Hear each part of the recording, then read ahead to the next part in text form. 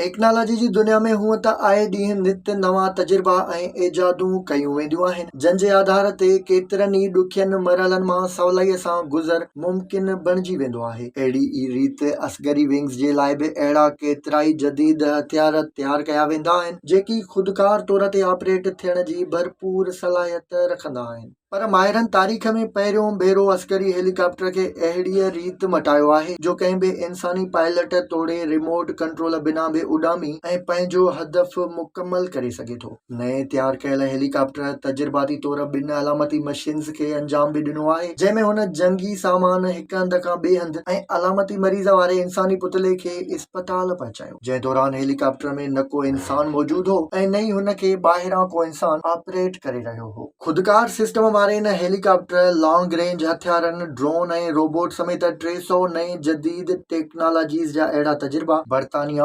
Australia ऐं America जे अस्करी माहिरनि गुज़िरियल महीने कया हुआ, जंहिंजो ऐलान हाणे कयो वियो आहे। खुदकार सिस्टम वारो अहिड़ो हेलीकॉप्टर जानी नुक़साननि खां बचण ऐं पायलटनि खां संदनि ख़िदमतूं ॿियनि अहम मिशन्स लाइ हासिल करण वारे मक़सदनि लाइ ठाहियो वियो आहे।